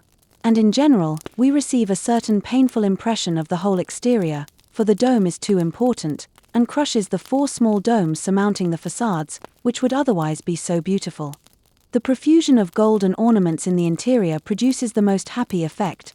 The variety is harmonious and in the best taste, excepting the 2 columns of lapis lazuli, which would be sumptuous anywhere else. A marriage of the lower class was being celebrated. The bride and groom were homely, and we did not look at them long.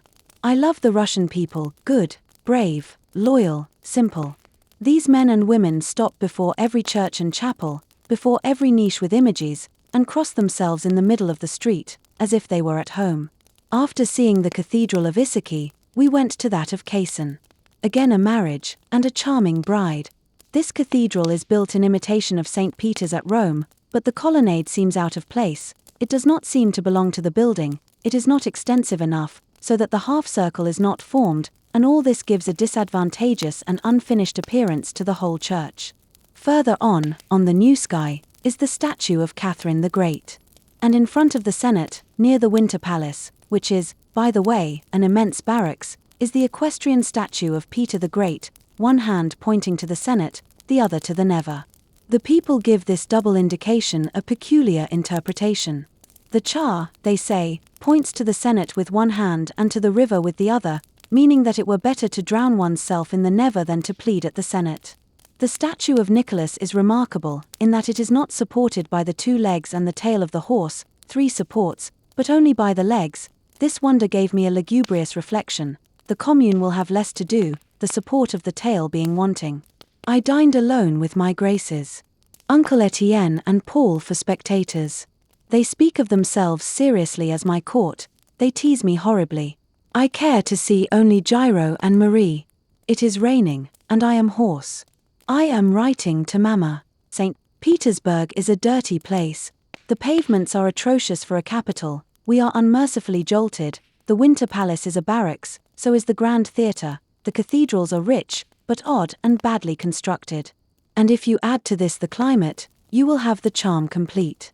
I tried to feel some emotion when looking at the portrait of Pietro A, but he does not seem handsome enough for me to forget that he is a villain, a creature I can but scorn. I am angry with him no longer, for I despise him completely, not on account of personal insult, but for his manner of living, for his weakness. Wait, I will define the sentiment which I have just named. The weakness which urges us toward what is good, to tender sentiments, to the forgiveness of injuries, may be called by that name. But the weakness which urges us to evil and wickedness is called cowardice. I thought I would feel more the absence of my family, still I am not contented, but that is caused more by the presence of disagreeable and common people, my poor uncle, in spite of his good looks, than the absence of those I love. Monday, August 7th. We have nothing original but the Middle Ages, I have said in the last book of my journal. We? Who? The Christians. In reality, has the world been regenerated, or is it that under other conditions the same customs flow as they have flowed since the beginning of the world, tending always toward amelioration?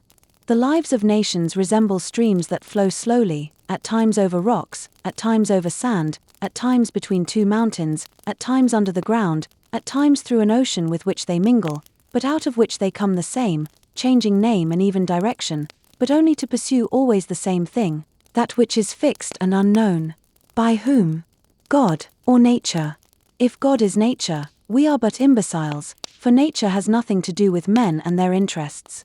In classes of philosophy, we prove very clearly the existence of a supreme being, by taking as an example the mechanism of the universe. Do we prove the existence of a God such as we imagine him to be? The occupations of nature are to move the planets and attend to the physical wants of our world. But our intellect? But our soul? We must admit a God other than the vague idea of a personification of universal mechanism. We must. Why? At this point I was interrupted, and I have lost the thread for the present. I went to the post to get my photographs and a dispatch from my father. He telegraphs to Berlin that my arrival will be for him a true happiness. Having found Gyro in bed, I remained some time with her. A chance word started us to speak of Rome, and I related to her, in a lively manner, my adventures in that city. I interrupted myself only to laugh.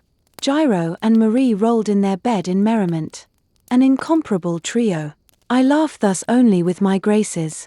Then by a reaction, sudden if not natural, I fell back into melancholy on my return. I returned at midnight with Uncle and Nina. St. Petersburg improves at night. I know of nothing more magnificent than the Neva, ornamented by lanterns contrasting with the moon and the deep blue, almost grey, sky. The defects of houses, of pavements, of bridges, melt away in the obliging shadows of night. The surface of the wharves appears in all its majesty. The peak of the Admiralty is lost in the sky, and in an azure mist encircled with light, we see the cupola and the graceful form of the Cathedral of Issiki, which seems a floating shadow descended from the sky. I would like to be here in winter. Wednesday, August 9th. I am penniless. Agreeable situation. Uncle Etienne is an excellent man, but he always hurts my feelings. This morning I was very angry, but half an hour afterward, I was laughing as if nothing had happened, at the home of the Sapogennikovs. Dr. Chernychev was there. I would have liked to ask him for a remedy for my hoarseness, but I had no money, and that gentleman does nothing for nothing. Very delicate position, I assure you. But I do not weep in advance. Misfortune is annoying enough when it comes, without weeping beforehand. At 4 o'clock, Nina and the 3 Graces left in the carriage for the Peterhof station.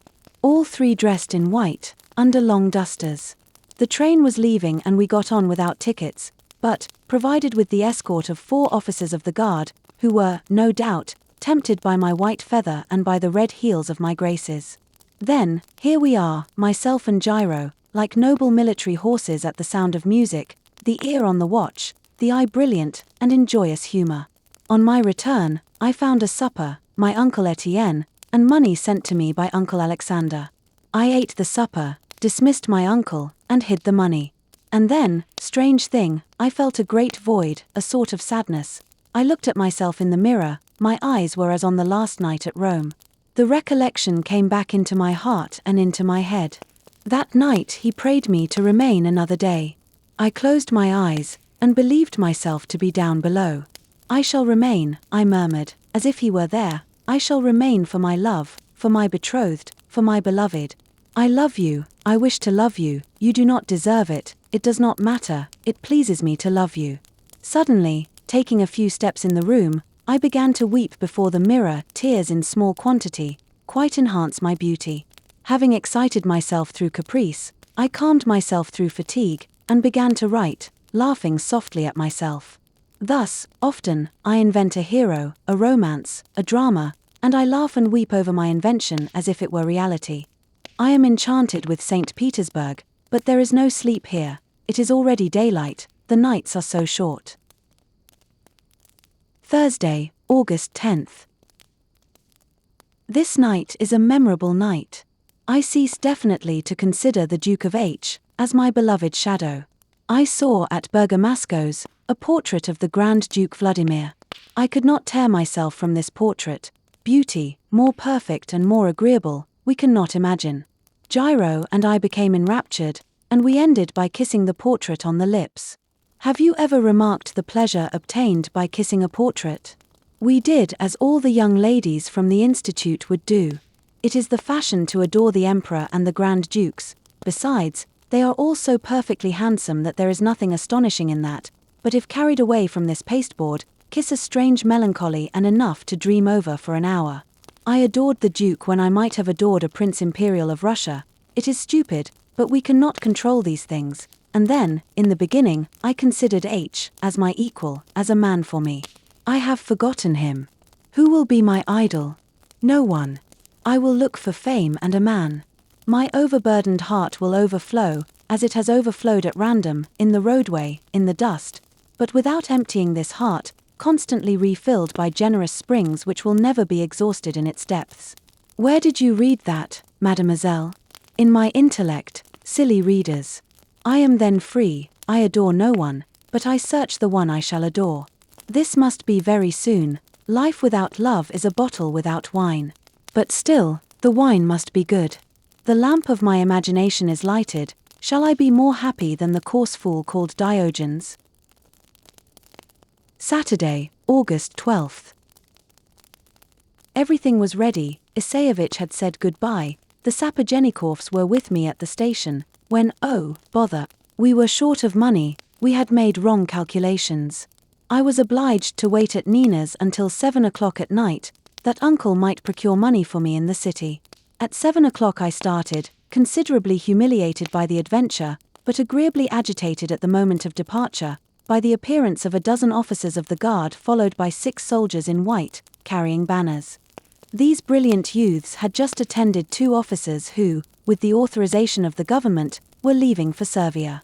Servia is causing a real desertion.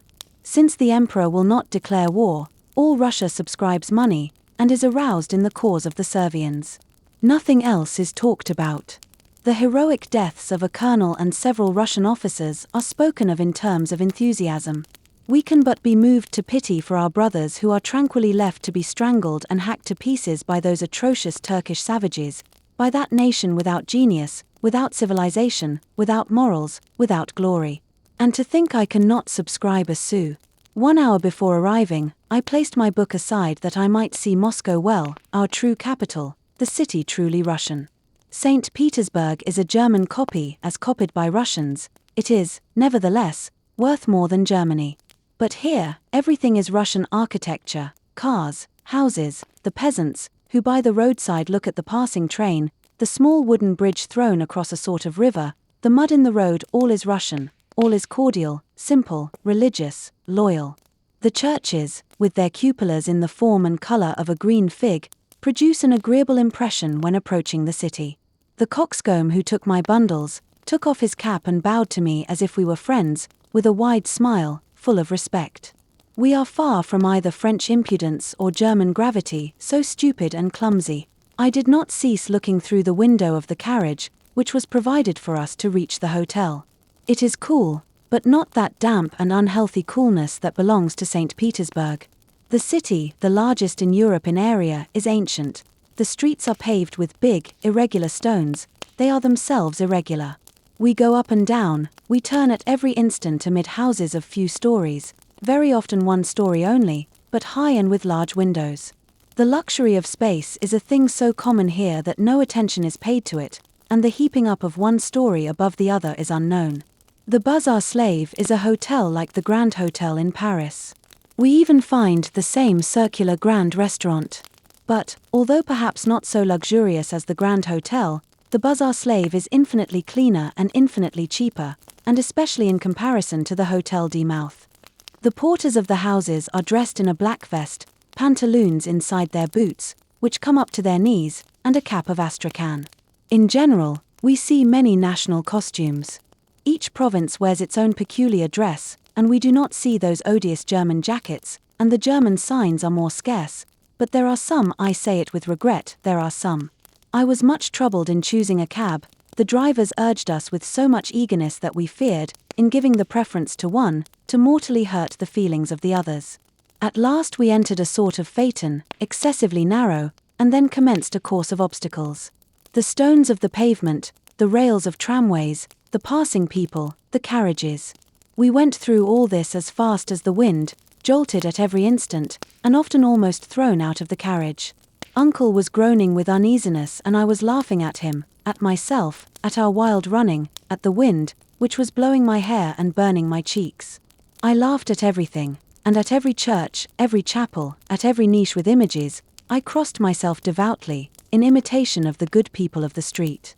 What surprised me disagreeably were the bare-footed women. I went into the passage of Solodornikov to buy a white ruche. I walked up and down in there, my head high, my hands hanging by my side, and my mouth smiling as if at home. I want to leave tomorrow. I cannot buy anything. I have but just enough to reach Uncle Etienne's home. The Arch of Triumph of Catherine II is painted red, with green columns and yellow ornaments. In spite of the extravagance of colors, you cannot believe how pretty it is. Besides, it is in harmony with the roofs of the houses and of the churches, which are nearly all covered with sheets of green or dark red iron. This artlessness of exterior ornaments fills you with a sense of comfort, in making you feel the good simplicity of the Russian people, and the nihilists are already at work undermining that. Mephistopheles perverts Marguerite. The propaganda does its infamous work, and the day when these good people, excited, deceived, will arise. It will be terrible, for, if in time of peace and calm they are meek and simple as a lamb, in revolution they will be angry unto ferocity, cruel unto frenzy. But love for the emperor is still great, thank God, and so is respect for religion. There is something touching in the devotion and loyalty of the people. On the square of the Grand Theatre are seen entire flocks of grey pigeons.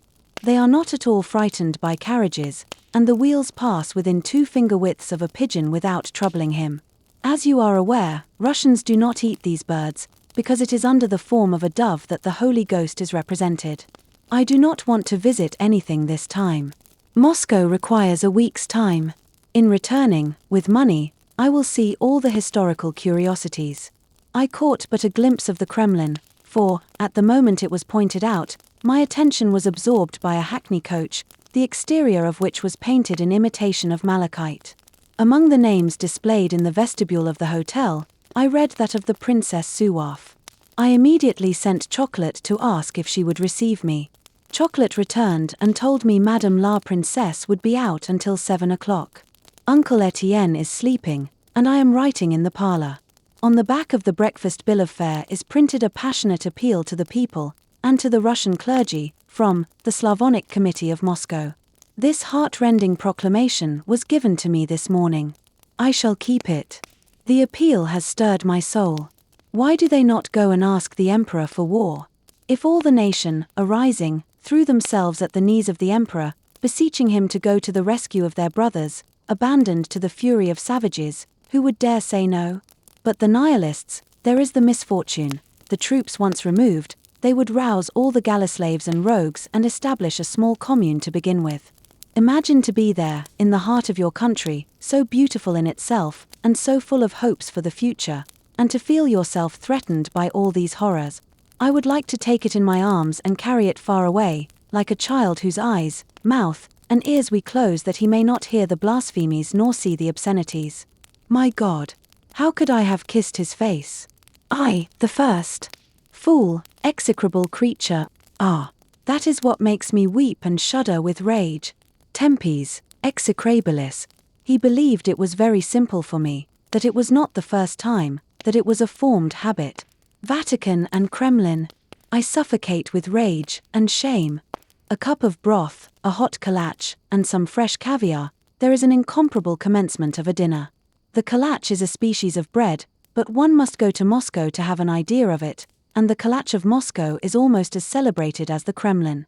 With 1 portion of acetrin, I was given 2 immense slices, which in another country would be divided into 4.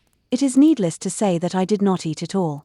Furthermore, I had a veal cutlet 50 centimeters square, surrounded with small peas and potatoes, an entire chicken, and a saucer filled with caviar, representing a half portion.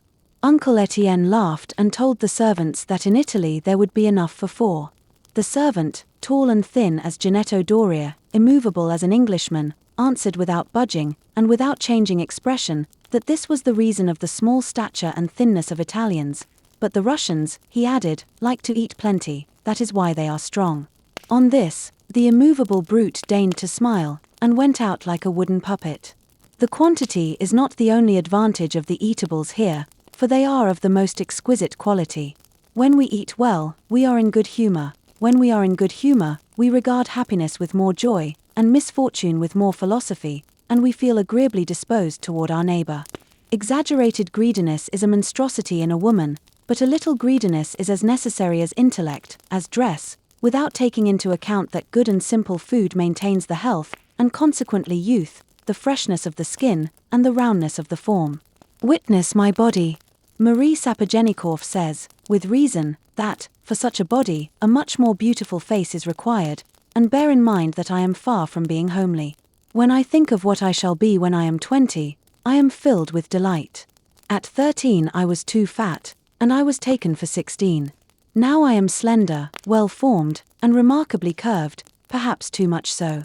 I compare myself to all the statues, and I find nothing so well carved, or so large across the hips as I. Is it a defect? But the shoulders require to have a little more roundness. But what was I saying? Oh, yes, that I asked for tea. I was served a samovar, 24 pieces of sugar, and cream enough for 5 cups of tea. Both exquisite. I always liked tea, even when bad. I drank 5 cups, small, with cream, and 3 without cream, like a true Russian. True Russians and their 2 capitals are entirely new for me. Before going to foreign countries, all I knew of Russia was Little Russia and the Crimea. The few Russian peasants who were in the habit of coming to Nice as strolling merchants seemed almost like strangers, and we ridiculed their costumes and their language. I may say all I please, it is not the less true that my lips are polluted since that profaning kiss. Wise people, cynical women, I forgive you that smile of scorn for my affected candor, but, really, I think that I lower myself by even admitting the possibility of my being disbelieved. Must I again swear? Ah, no. It seems to me that I do enough in telling my least thoughts, especially when I am not obliged to do so. I do not make a merit of it, for my journal is my life, and in the midst of all these pleasures, I think, how much I shall have to relate tonight, as if it were an obligation. Monday, August 14th. Yesterday, at 1 o'clock, we left Moscow, which was full of commotion and decked with flags in honor of the arrival of the kings of Greece and Denmark. During all the journey, Uncle Etienne positively provoked me.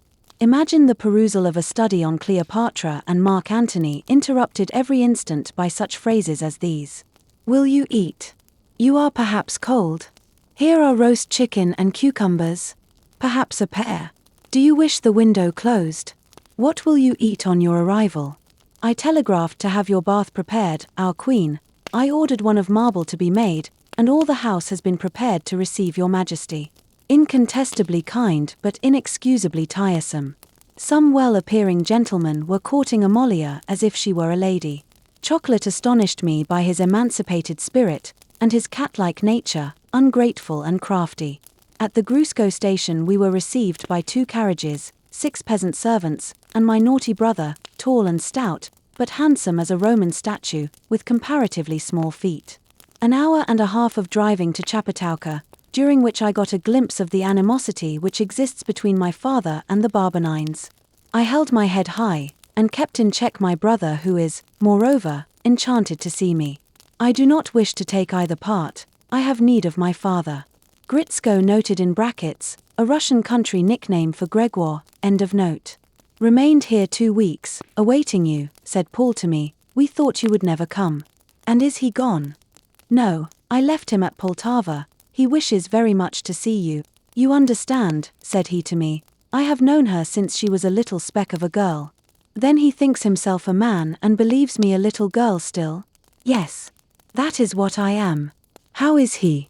He still speaks French, he goes into the best society of St. Petersburg, he is said to be avaricious, but he is only sensible and as he should be. We wished, he and I, to receive you with a band of music at Poltava, but Papa said that was due to queens only. I notice that my father fears to appear pompous and vain. I shall reassure him very quickly. I adore all those follies that he is extremely fond of. 18 versts of ploughed fields, and at last the village composed of low and poor hut. All the peasants uncovered their heads in advance, on perceiving the carriage. Those good faces, patient and respectful, affected me.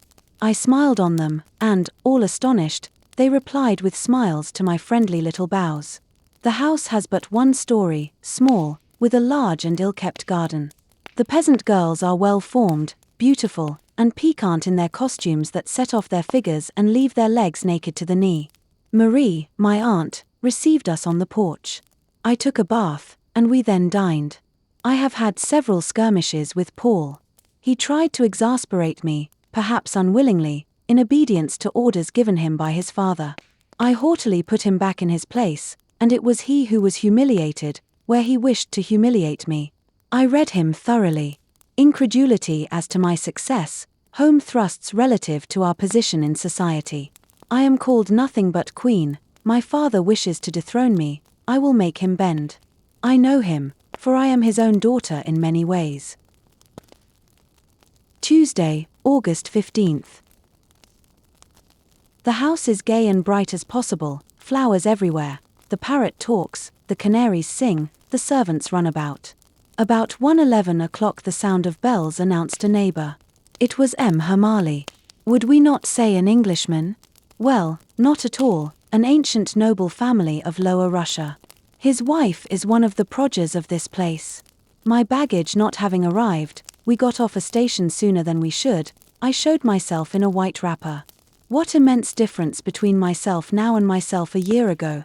A year ago I scarcely dared speak, I knew not what to say, like Marguerite. Now I am grown up.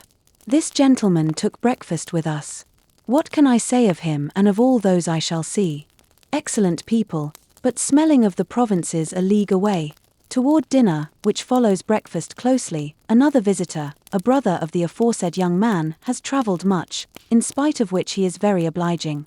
The sudden arrival of my 8 trunks procured us 2 romanzas sung by myself, and some piano playing. Finally, I occupied myself with my embroidery, while entering with all my heart into a conversation on the politics of France, showing a knowledge above my sex. The second Hermali, a man with a heavy beard, remained until 10 o'clock. For an hour longer I fatigued my poor voice, scarcely yet recovered from the rude climate of St. Petersburg. In this happy Chpatauka we do nothing but eat. We eat, then we walk for half an hour, then we eat again, and it is like that all day. I was walking slowly, leaning on Paul's arm, with my thoughts wandering, no one knows where, when, passing under branches which fell very low above our heads and formed a ceiling of interlaced leaves, I tried to imagine what would say if I were on his arm walking along this walk. He would say to me, leaning slightly toward me, he would say to me, in that soft and penetrating tone, in which he speaks to me only, he would say, "How happy we are here together, and how I love you." Nothing can give any idea of the tenderness of his voice when he speaks to me, when he says things meant for me alone.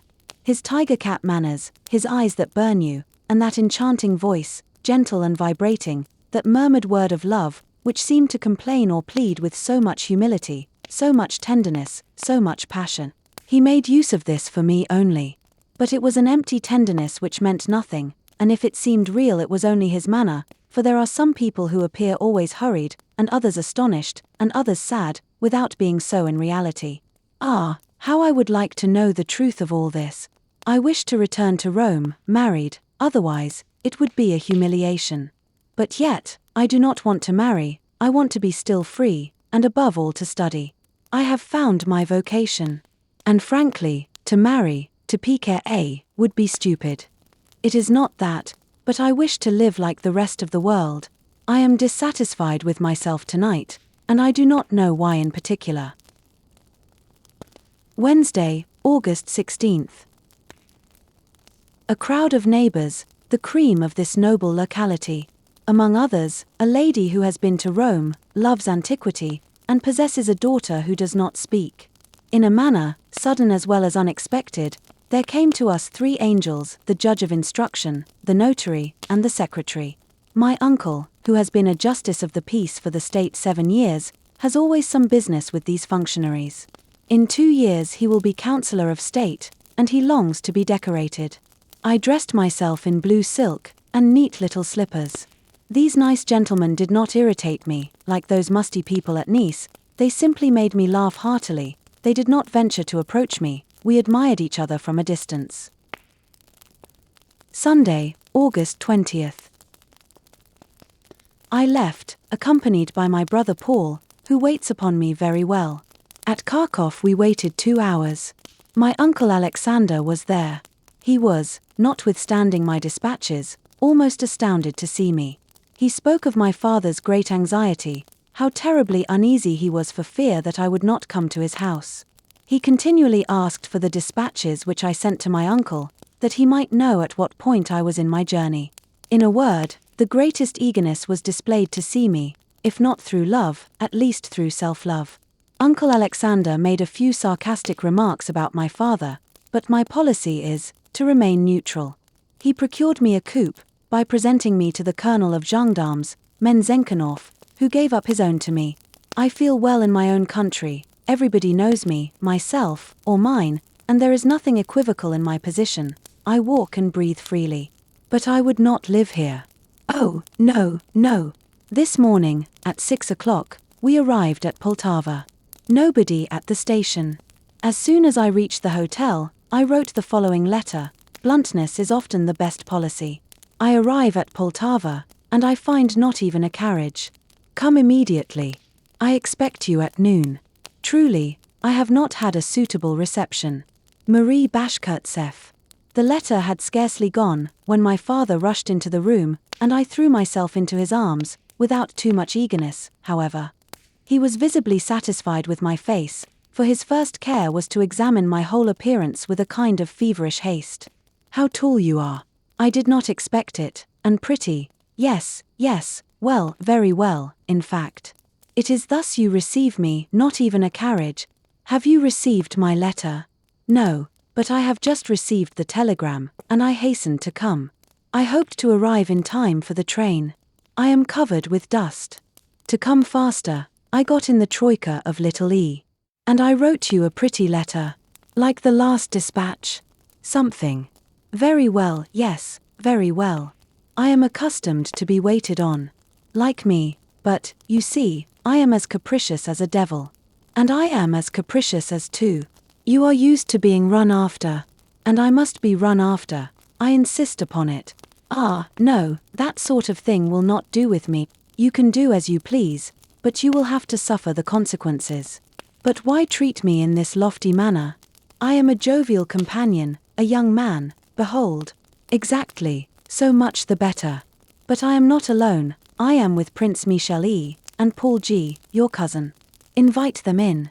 E. is a perfect little man, exceedingly amusing, ridiculous, bowing low, engulfed in pantaloons 3 times the proper size, and in a collar which reaches to his ears. The other is called Pasha. Note in brackets, diminutive for Paul. End note. His family name is too difficult. He is a strong and robust fellow, light blonde, clean-shaven, Russian-looking, square build, frank, serious, sympathetic, but taciturn, or much preoccupied. I do not yet know which. I was awaited with an immense curiosity. My father is enraptured. My figure enchants him. The vain man is proud to show me off. We were ready, but had to wait for the servants, and the baggage, that the procession might be more imposing, a 4-horse carriage, a kalche, and a covered drosky, followed by the little prince's nonsensical troika. My genitor looked upon me with satisfaction, and restraining himself with great effort, tried to appear calm, and even indifferent. Moreover, it is his nature to hide his feelings. Halfway, I climbed into the drosky, that I might go like the wind. At the end of 25 minutes, we had gone over 10 versts. We were still 2 versts from Gavronzi, and I then returned to my father, that he might have the satisfaction of an imposing arrival. The Princess E., Michel's stepmother, and my father's sister, met us on the porch. Ejaculated my father, how tall she is, and interesting. Is it not so, He must have been very proud of me, to venture on such an exhibition of feeling before one of his sisters, but this one is an excellent woman. A steward and others came to congratulate me on my happy arrival. The property is picturesquely situated, hills, a river, trees, a beautiful house, and several small houses. All the outbuildings in perfect order, and the garden well kept. Moreover, the house has been remodeled, and almost entirely refurnished this winter. They live in great style, while affecting simplicity, and an air of saying, it is thus every day. Naturally, champagne for breakfast. An affectation of aristocracy, and a real simplicity, which relieves the stiffness. Portraits of ancestors, proofs of antiquity, which are only too pleasing to me. Beautiful bronzes, porcelains of Sevres and Saxony, objects of art. In truth, I did not expect so much here. My father poses, as an unfortunate man abandoned by his wife, he, who desired nothing better than to be a model husband. A large portrait of Mamma painted in her absence. Tokens of regret to the memory of lost happiness, and bursts of hatred against my grandparents who destroyed this happiness. Enormous care is taken to make me feel that my arrival changes nothing in the habits of the household. There was a game of cards, during which I worked at my canvas, from time to time saying a few words, which were listened to with curiosity. Papa left the card table and seated himself near me, giving up his hand to Pasha. I talked with him while embroidering, and he listened to me with a great deal of attention. He then proposed a walk in the country. I walked at first leaning on his arm, then on the arm of my brother, and of the little prince. We stopped to see my nurse, who pretended to be affected to tears. She had nursed me but 3 months, my true nurse is at Chernikovka. We walked a long distance. It is to give you an appetite, said my father. I complained of the fatigue, and spoke of my fear of the grass, on account of snakes and other ferocious animals. The father is reserved, the daughter also. Were it not for the princess, Michel, and the other, it would be 1,000 times more agreeable. He made me sit beside him to see the athletic feats and gymnastics of Michel, who had learned the trade in a circus, which he followed to the Caucasus, all on account of a little equestrienne. When I was in my own room, I remembered one of my father's expressions, spoken at random or purposely, and enlarging it in my own imagination, I sat down in a corner and wept for a long time, without budging or moving my eyes, but keeping them fixed on a flower in the wall-paper, crushed, weary, and at times despairing even unto indifference. This is what it was about. We spoke of A, and I was asked all sorts of things concerning him.